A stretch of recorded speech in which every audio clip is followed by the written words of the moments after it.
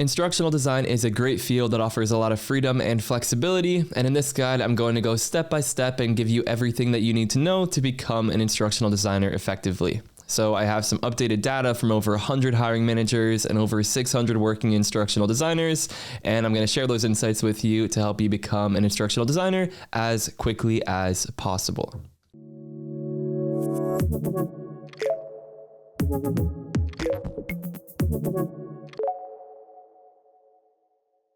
So I'm Devlin Peck, and I became an instructional designer back in 2017. I started helping people become instructional designers almost immediately after that, once I realized how much opportunity there was in the field.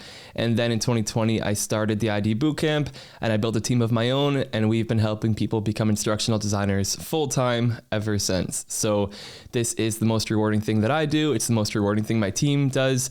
And this is my favorite video to record because I've seen the difference that becoming an instructional designer makes in people's lives, especially coming from fields like education, where you might be getting overworked and underpaid, you might be feeling undervalued.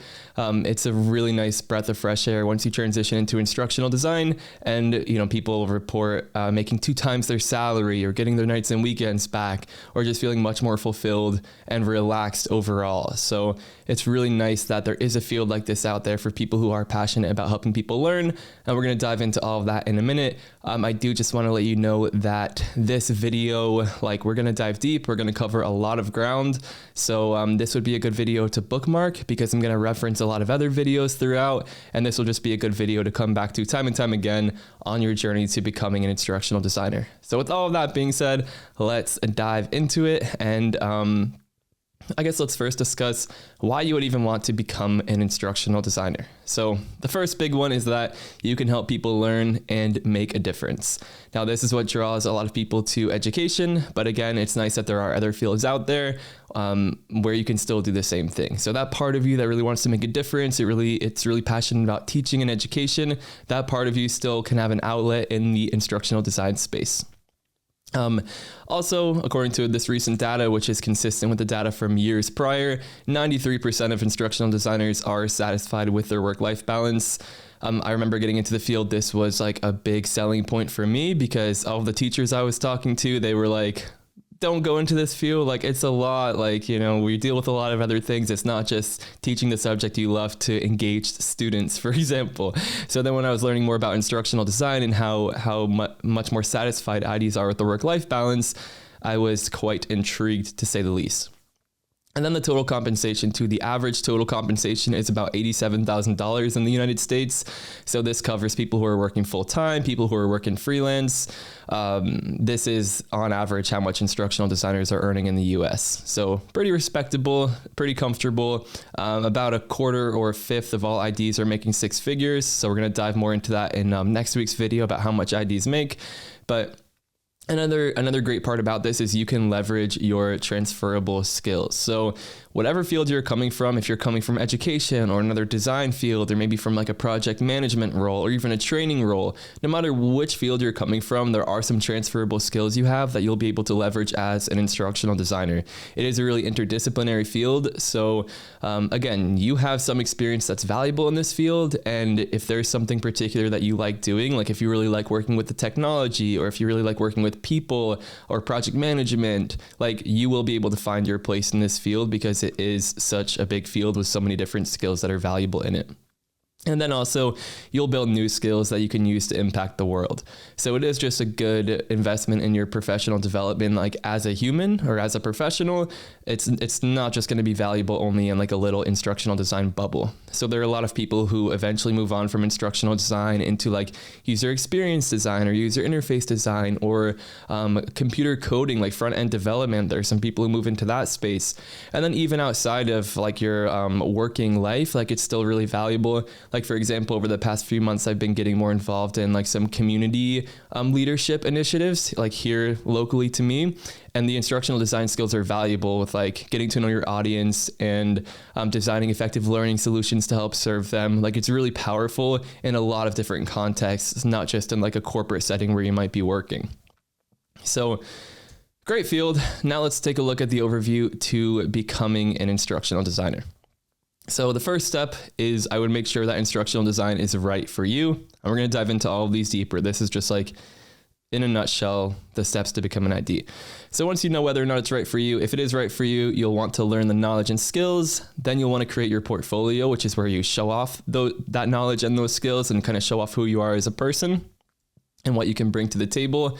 Then you'll optimize your resume and your LinkedIn profile so that you can start driving traffic to your portfolio. So now you'll have a lot of people who are finding you, finding your portfolio website, and seeing what great knowledge and skills you have. You're building your case for being a great ID. So you'll be applying to roles and preparing for the interview. Then once you are doing those interviews, you'll be negotiating and accepting that offer and enjoying your new career. So here's the overview. We're going to get much more specific in the slides to come. This is the general approach, though, that I would say to becoming an ID. Now, I do want to reassure you, like, you can do this, like, you've got this. It is a bit intimidating at first. It can feel overwhelming when you realize like how much there is to learn. Everyone feels this way. And then also I will mention, like, there have always been fears about the market being too crowded. Like, I remember when I first learned about the field back in 2017 and was like, learning this information like I'm sharing with you now, I was like, this sounds too good to be true. Like, why don't more people know about this? Like, I'm probably not going to be able to get work here. Like, why would people want to hire me? And like, I've heard the same thing like hundreds of times from instructional designers over the years. Every year people are saying, oh, the field is getting more crowded. It's getting, oversaturated. These things aren't true. Like, if you put in the work to learn the skills, like, you are going to have jobs waiting for you. Now, there are caveats to that. Like, it's obviously going to take work. It can be an emotional process. Like, it can feel overwhelming. But the world needs good instructional designers, and the field is always growing. No matter which reports you look at about the future of our field, it's either the field is growing at the same rate as average, or more often it's growing more quickly than average. So you can think about all the stuff people need to learn out there. Instructional designers' whole job is like helping people learn more quickly and efficiently and effectively. So you can imagine the demand that there will be for instructional designers. So again, I just want to reiterate, like, if you put in the work, you will be successful. Even if there are times where it feels like, why is someone going to hire me? Or you're feeling that imposter syndrome or that doubt in yourself. Everyone who's made this transition has felt the same way. If you're putting in these steps, if you're learning these skills, like, these skills are valuable and in demand. So again, I felt the same way in 2017. People felt the same way in 2020. People will for sure be feeling that way going into 2024 and beyond. Now, like I mentioned, we want to figure out if instructional design is right for you before you go investing like dozens of hours into like pursuing this as a career. So do your research before making the commitment. This video is a good place to start to get an overview of like what this process looks like, but you'll also probably want to learn more about what it looks like on the job. So we have a video out called Is Instructional Design Right for You? We'll link all of these videos in the description. So check those out. You can also look at instructional design job listings and like seeing what the tasks entail and if that's something that would be interesting to you. So you could just go on like Indeed, for example, and look up instructional designer and look at some of the roles there. Talk to instructional designers in the field. So we have a community space for that at devlinpeck.com ID or devlinpeck.com/ID, I should say. We have like thousands of instructional designers in there. You might know some instructional designers in real life, or again, you might start networking with some instructional designers as you follow the steps in this video. Feel free to ask them if they want to hop on an informational interview, if you can ask them about their work. Like, really try to get a good picture of what this job looks like, keeping in mind that one instructional designer's day-to-day can look very different from another instructional designer's day-to-day. So again, these roles, no two instructional design roles are exactly the same, but again, it will just be a good idea to see what's out there and try to find at least one person doing something where you're like, that's exactly what I want to be doing. That sounds right for me. Of course, you won't know 100% if instructional design is right for you until you actually get in there and start doing some instructional design work. But I'm sure you can have a pretty good idea based off of what you like about your past experience. And a lot of times people are drawn to ID because they really like that like designing, learning experience idea and designing engaging ways to help people learn. If that speaks to you, odds are this is probably going to be a good career for you. So again, there are a lot of ways that you can take your ID career. Like I mentioned earlier, if you're really into the technology and the development, you can specialize solely in that and not really have to work with like the subject matter experts and some of the more front end stuff. Or if you want nothing to do with the technology, you could work directly with the subject matter experts. You could write the learning experiences, and then you could hand those things off to a developer so that you don't have to use the technology as much.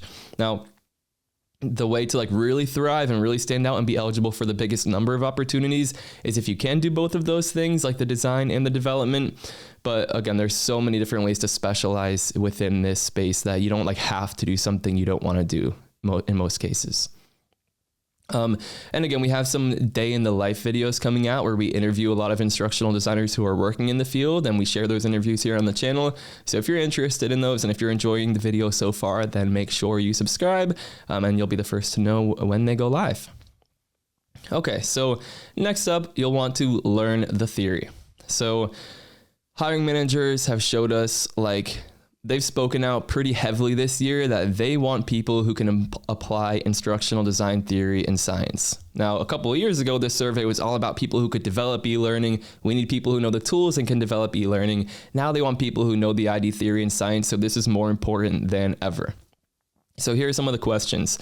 We asked these hiring managers, what are the top 3 skills that you look for when hiring an instructional designer?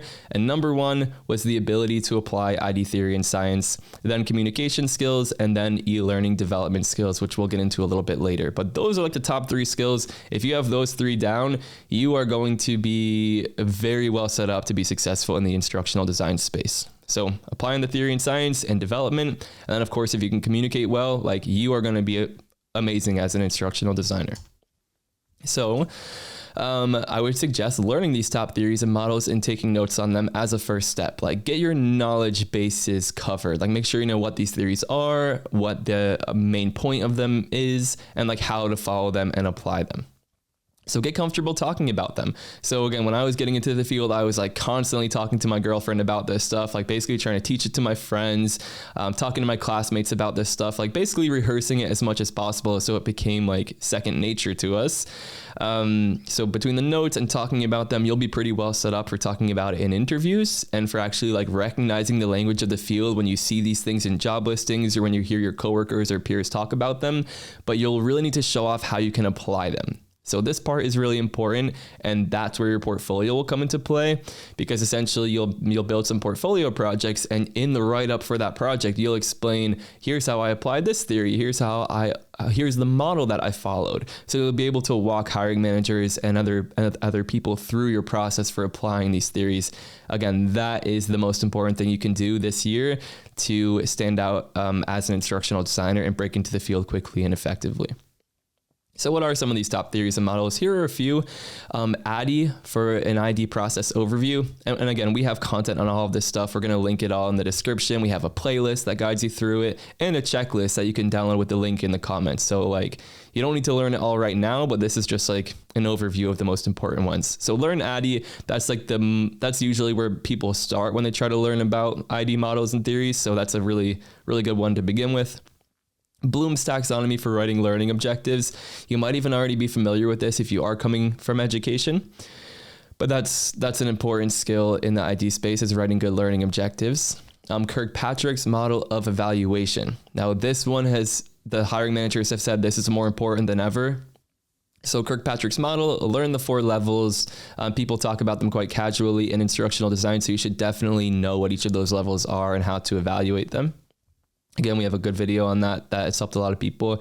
Gagne's 9 events for streamlined instructional design. So especially if you're brand new to education or you're brand new to designing learning experiences, I would say Gagne's 9 events is the most streamlined way to dive into it. And the most foolproof way, I would say. It makes sure you have all of your bases covered. It makes sure you're giving good practice opportunities. You're grabbing the learner's attention. It's just a really good model to kind of say, here are the conditions that are necessary for a good learning experience. And you can kind of satisfy all of them in a systematic way to make sure that all your bases are covered. So check that out if you haven't heard of it, if you're new to it. Mayer's multimedia principles. These are really good for designing if you're interested in designing e-learning or making like educational videos, you should definitely learn these multimedia principles and get comfortable applying them, because again, that's a big difference between like an amateur e-learning designer and an actual good like skilled e-learning developer or designer. So check those out. And then again, you could check out my introduction to instructional design video. It's kind of like a masterclass on like the theories and the science. We dive deeper into all of these things. So that would be a really good next step if you want to learn the theories and models. So again, bookmark that one too if you'd like. It's a good one to start with. So here's what the hiring managers had to say about the top 3 instructional design models, theories, and concepts that IDs should be familiar with upon hire. As you can see, no surprise, Addy is first. Then we have writing strong learning objectives, and then Kirkpatrick's, again, kind of soared up in the rankings this year. So that's a good one to keep an eye on. My interpretation of this data is, hiring managers are getting more and more interested in instructional designers who do know the theory and science, who can justify it with these evaluation techniques. And we're kind of going back to some of these foundations of instructional design. And it's changing a little bit, because back in COVID in 2020, the rush was all for e-learning. We want people who can develop e-learning, who know the tools. So we're seeing that maybe a lot of people know the tools now, but we need more people who know these models and these theories and the science and the principles. So if you want like a secret advantage or a leg up in the job market, this is definitely the stuff to be focusing on first, I would say. Next up, once you're more comfortable with the theories and the models, and again, it doesn't need to be like one then the other, but after that, you'll probably want to dive into the tech and start getting comfortable with the technology, because as we saw, the field is still very like e-learning dominant, to say the least. And to really have a great shot at landing roles, you'll almost definitely want to know the technology, unless you actively don't want to be working with it. So this is the most common skill gap, especially people coming from education. Like if you're coming from education, you might find that like the theories, you might already know them, or you might know them, but like by a different name or by some different terms. So usually if you're already really skilled at helping people learn and designing learning experiences in a different context, the theory isn't a huge gap, but the technology usually is. So I would say start with Articulate Storyline. It's the most popular tool in the field by far. And showing off these skills alone will probably be landing you interviews, just because of the demand for people who can design this self-paced e-learning. And it's quite fun. So start with that. You probably haven't used that in other fields, because it is pretty specific to the instructional design world. And I would say once you've gotten hands-on with Storyline 360, upload an e-learning project to a learning management system. Now I have a video that shows you exactly how to do that. It might sound kind of advanced. I put SCORM package in there. Like that's technically what it is. You publish the e-learning project as a SCORM package, and then you can upload it to a learning management system. And that's where like your learners will go to take that course. I'm suggesting this here because that is an intimidating thing that you'll see on job listings, like experience with learning management systems, like be comfortable with SCORM. And when you're new to the field, it's like, what in the world is that? But it's actually way easier than it sounds. So I have a video about like, I think how to use a learning management system, and it shows you exactly how to do that. So again, bookmark this, but when you're a little bit further on in your journey and when you are diving into the e-learning tools, make sure you do that, because it's gonna be very reassuring to hiring managers to hear that you have done that. And it will just be really good at helping you build your confidence on like how the whole process works for getting an e-learning project live. Some other good tools to learn are Photoshop, Illustrator, Figma, Vyond, and Camtasia. Some of these are from the Adobe suite. Figma is for doing like wireframes and visual mockups. Vyond is a really good tool for making animated videos pretty quickly and cost effectively. And then Camtasia is kind of like a basic video editing tool. So those are all good ones to know. And then I'll also mention that AI tools are becoming increasingly popular. That is something pretty new in the last like 6 months or so. It's having a big impact on our field. And some of these AI tools like ChatGPT do have the potential to become some of the most important tools for instructional design. So keep an eye on that. Things are, of course, still developing with the AI tools. We're going to see what happens with that. I do have a video on the top AI tools for instructional designers. So if you want to like future-proof yourself and see what's out there and maybe contribute in a way that instructional designers who are already in the field aren't really like keeping up with, then the AI tools, again, check out the video on the top AI tools for instructional designers and see if any of those speak to you, because they can give you a really nice advantage in the field. So when we ask the hiring managers, what are the top 3 tools and technologies that IDs should be familiar with upon hire? No surprise, 3/4 of them said Articulate Storyline. Again, that tool has is really established in the industry and it's the best one to learn. After that, learning management systems. So again, that's why I suggested building that e-learning project in Storyline, publishing it and uploading it to a learning management system. Just by doing that, you're going to be a good candidate for, 3/4 of these ID roles out here. So that's what I would suggest. You can look at these other ones. I would also note that 1/4 of all of these hiring managers put ChatGPT or other AI tools as one of these top 3 tools that IDs should know. So that is, of course, different than anything we've ever seen before. Times are obviously changing with the AI stuff. And I'll show you this question too from that hiring manager survey. Almost half of all of these hiring managers are currently using AI tools for ID tasks, and 35% of the ones who aren't say that they plan to within the next year. So if you're someone who's trying to break into the field, I know there's enough to learn already. You don't need to feel overwhelmed by this, but just know like this is changing. This is something you might want to keep an eye on and at least know which AI tools are out there, which hopefully watching that other video I recommended will help you out with. So from there, it's time to create your portfolio. So again, at this point, you've learned the theories in science, you know how to kind of apply it to some projects, and you know Articulate Storyline, so you can actually bring those e-learning projects to life. Now it's time to start building some projects and putting them on your portfolio website, because this is the real money maker. This is what's going to get you hired. So it shows off who you are and what you can do. It honestly helps at every single stage of the application process. It helps people find you in the first place. Once people land on your site, it builds their confidence in you and gets them wanting to interview you.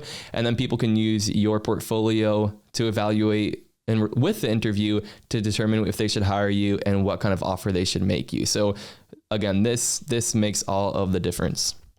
From our survey, we found that new instructional designers with 0 to 3 years of experience with a portfolio earn around $5,000 more per year on average than instructional designers without a portfolio. So it does have like an immediate and long-term impact on your earning potential in the field. And then also it impacts your ability to even land a role in the first place. So over 1/4 of hiring managers say that they won't even consider your application if you don't have a portfolio website. And only 7% of all of these hiring managers don't consider your portfolio as part of the process. So 93% of these hiring managers are looking at your portfolio, and for some of them, it plays a massive role in the hiring decision. So yeah, this is not something you want to skip. Again, as something, there are some people who will be complaining about not being able to find work in this field. Odds are, if they're complaining about that, they don't have a solid portfolio website, or they don't have a portfolio website at all. So when people come to me and they talk about that, I'm like, well, how does your portfolio look? Because if you don't have a portfolio, trying to land a role in this field is kind of like playing the lottery. And that's obviously probably not where you want to invest your energy when applying to roles does take so much time and energy. So the portfolio is the ticket to landing these roles well. Can't emphasize that enough. And the number one thing you'll want to show off in your portfolio is your ability to solve real world problems with instructional design. We have a ton of content here on the channel on how to do that. When you get to that point, you can look at our flagship project videos. It's helped a lot of people land roles with just a single project on their website. So we have content to help you out with that when the time comes. But these are the things that hiring managers say they want when they're looking at a portfolio. So the ability to solve real world problems, and they evaluate the user experience of the website and the project. So you want to make sure that people aren't getting confused trying to navigate the site or find your projects, because that's going to be a fast way for hiring managers to kind of disqualify you. And you obviously want your portfolio working for you and not against you. That would be quite counterintuitive if it was just confusing people. So feedback helps a lot. So especially when it comes to your portfolio projects, these are going to be the public facing things that people see. These are going to be how people are forming their first impression of your work ability, really. So the more people you can get feedback from, the better, especially if it's feedback from people who are in the field or who have some design experience. And I just want to show you this data. So in the ID Bootcamp, that's like our flagship offer, where like my team and I work with you like one-on-one and give you a ton of feedback like on all of your instructional design deliverables. We survey all of our graduates from that program, and the average salary is $95,000 for people in the US. The industry average salary for people in the US is $83,000 overall. Like even people with 10 years of experience, you know, the conglomerate. So it's pretty amazing that with some feedback and extra support, by showing off these things that hiring managers are looking at, these people who are transitioning into the field with very little experience, in most cases no formal ID experience, are earning $12K more on average than the entire industry. And then for new IDs, the average is $78K. So quite a big difference. Again, I attribute that to feedback. So, and then again, when I was getting into the field, you know, there were no boot camps or stuff like that. But when I was asking my girlfriend at the time, I was like, how does this look to you? Like, what's your impression looking at this? Like when I was going to my master's classes, like before class would start, I'd be asking like my classmates, like, oh, what do you think about these visuals I had here? So again, it doesn't need to be in a formal boot camp program, but if you can get feedback from people who have any idea what they're talking about, it will help a lot, because again, you want to give off a really good impression. So if you want to see some of these portfolios that come from the bootcamp and that help people land these kind of roles, you can go to devlinpeck.com/showcase. That might give you an idea of like kind of what you're aiming for, or like where the bar is at for breaking into the field like quite effectively with a portfolio website. From there, once your portfolio is in good shape, you've gotten feedback, you've applied that feedback, and you're proud of it, and it presents you in a good light, it's time to create your instructional design resume, because now the name of the game is like driving traffic to your portfolio website. So you want to get your resume to the top of the pile so that you can get those eyes on your portfolio, because that's going to like seal the deal for you. So on the resume, the main thing you want to do is brand yourself as an instructional designer. So you want to make sure that when a hiring manager is looking at this resume, it reads as, okay, this person knows the field, this person knows what we're expecting of them, and they have some experience doing these instructional design tasks, even if they haven't held a formal instructional design job title.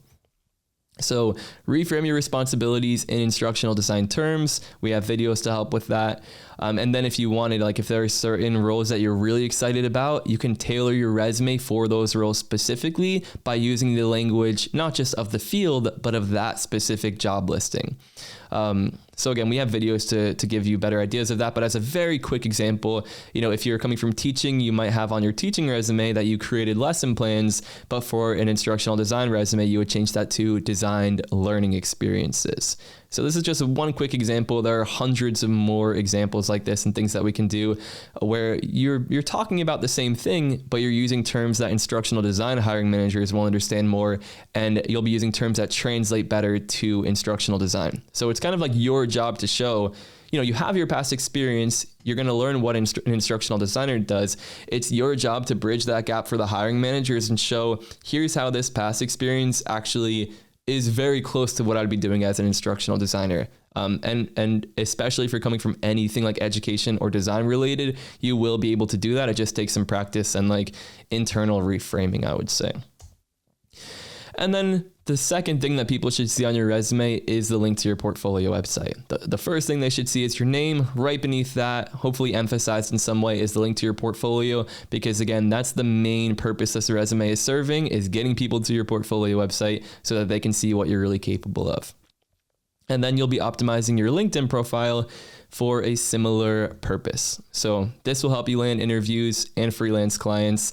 Like, again, this helps people break into the field. And then once you are in the field, if you have a well-optimized LinkedIn profile, there will be people reaching out to you consistently about freelance projects.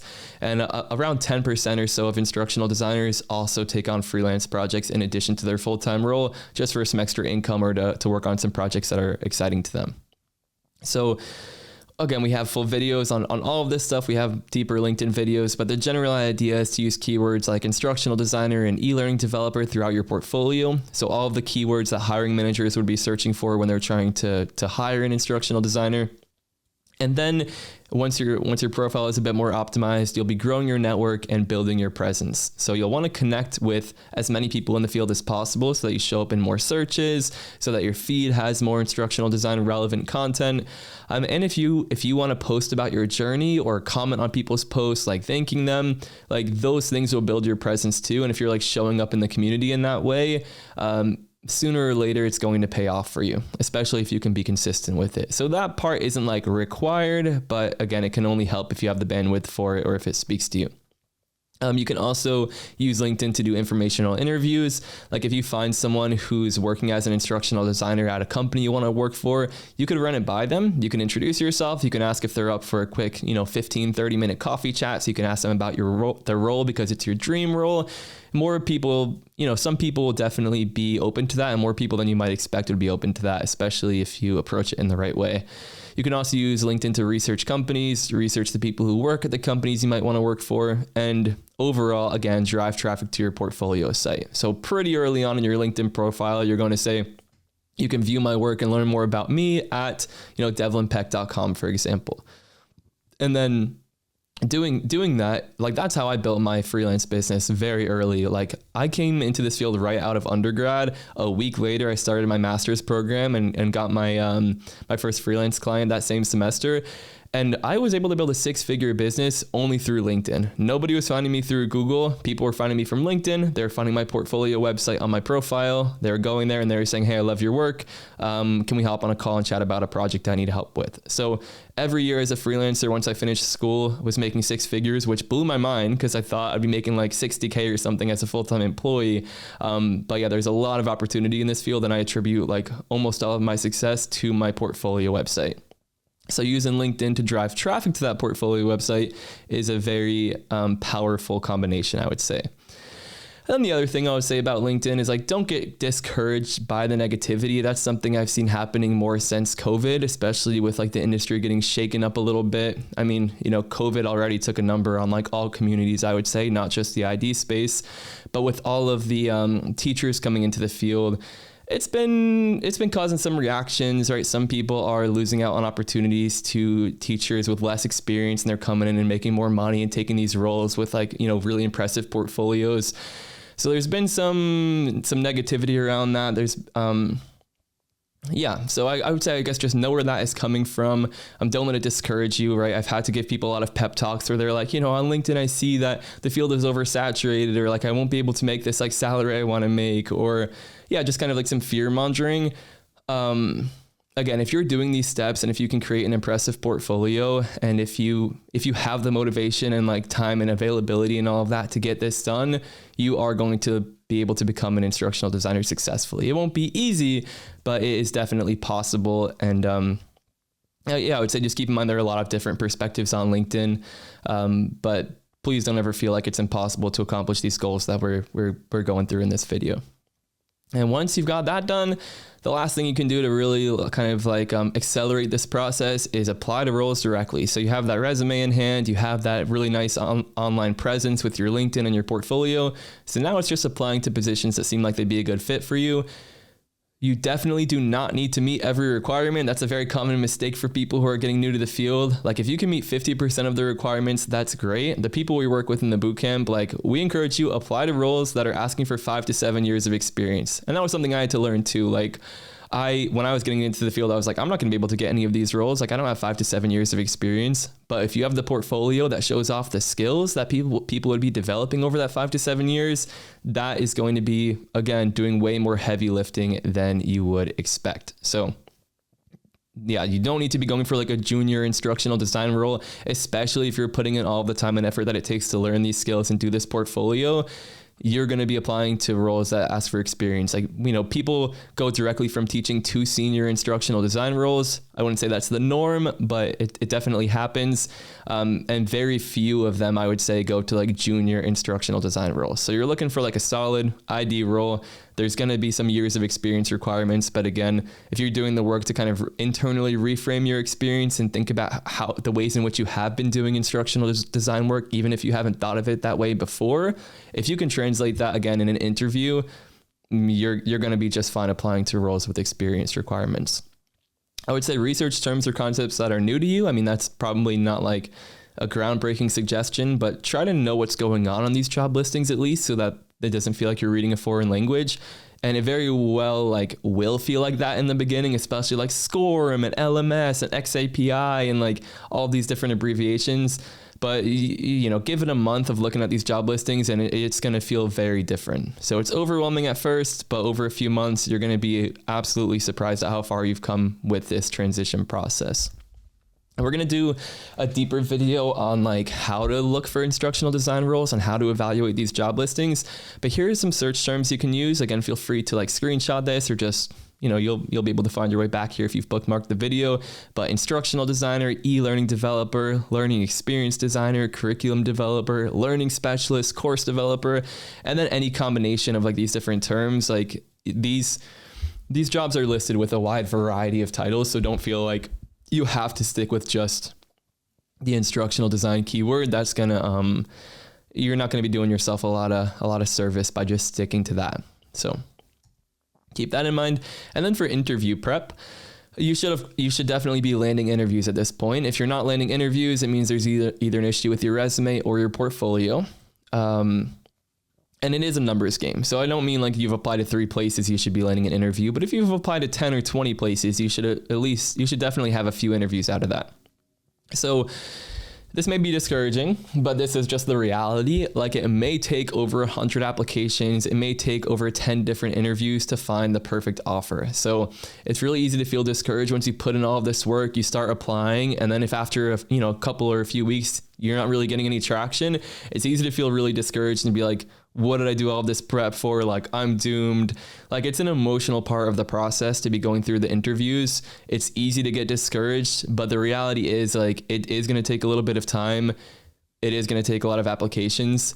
But you will find the right fit if you've put in the work building these skills. Like there is a demand, and it really depends on like where we're at in the year. I would say like where we're at in the hiring cycles, like some parts of the year, like the end of the year, it's pretty slow. Some parts of the year, yeah, you can get a role in 3 weeks. So I would say it probably takes between 3 weeks and on the long end 3 months to really land that perfect offer and get the role that you're going for.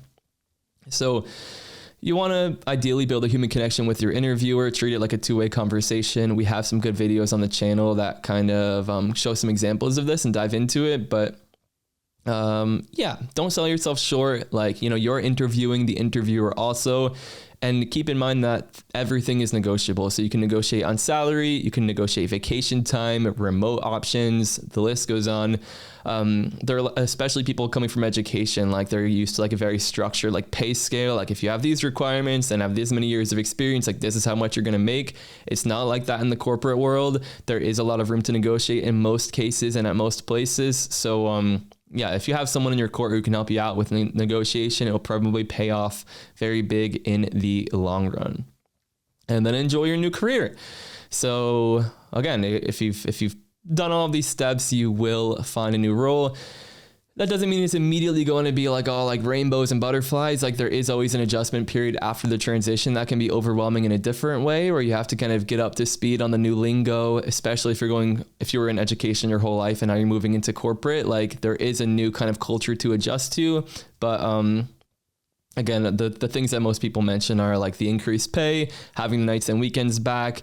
Those pieces have a really big impact on people's quality of life. And then also, especially if you're coming from education, you may find that some of the things that felt normal to you in education and some of the ways it impacted your mental health, like it doesn't just immediately go away once you leave education. It does take some time to like mentally adjust to the new career and the new like work environment and all of that. It's in a good way, but it's still an adjustment nonetheless.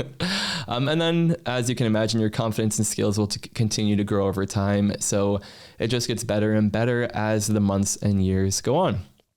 So what's next? Again, IT is a great field. Your success depends on the strength of your portfolio. I can't emphasize that piece enough. That's what it all comes down to.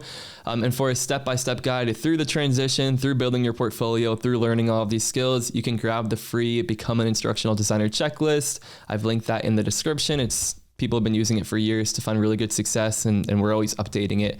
So you can grab that so you have something to refer back to and check off as you go. And then if you want some additional help and support, feel free to subscribe to the channel, because we have a lot of videos coming out in the weeks and months to come that will give you a really good advantage on making the transition and landing an ID role successfully. So thanks for making it to the end. Again, please subscribe if this video helped you, and I will see you in the next video.